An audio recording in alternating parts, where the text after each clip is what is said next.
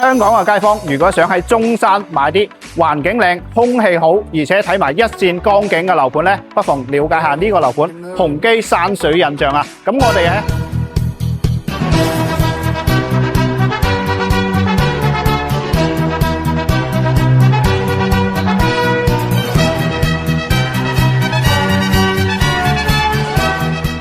咁我哋咧係位於中山嘅南部新城啊，非常之近珠海，30分鐘咧就到港珠澳大橋啊，非常之方便。而且我哋隔離咧就有我哋嘅萬億廣場，隔離有電影院、大酒樓、健身會所、棋牌室、桌球室啊、酒店、沐足中心呢啲全部都係有晒，而且係現成嘅配套啊，滿足晒你日常嘅需求啊！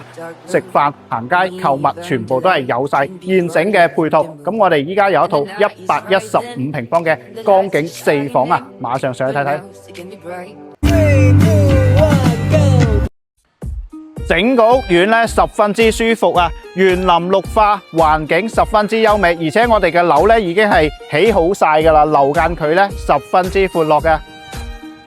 依家上到嚟示範單位，咁我哋係2梯4戶嘅設計，咁呢一套咧就係115平方嘅單位啦。咁前面咧有個獨立嘅空間啦，可以擺翻個鞋櫃。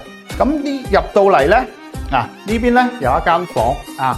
咁我哋係無坯交樓嘅，咁非常之實在啦。咁見到嘅全部都係已經整好晒。咁我哋係做到南北通透雙陽台嘅設計。咁呢邊咧係餐廳嘅位置啦。咁廚房嘅空間咧，亦都係十分之足夠，有一個大明窗啦。咁細陽台嘅位置咧，可以睇到遠處嘅山景啊。咁視野咧，亦都係十分之開闊。咁我哋係直廳嘅設計啦。個廳個開間咧就有3.9米嘅，咁嚟到主人台啦，你睇下呢啲採光視野咧都係十分之靚。咁遠處咧呢邊咧就係我哋嘅綦江河啦，可以睇到一線嘅江景，而且係永恆景嚟嘅。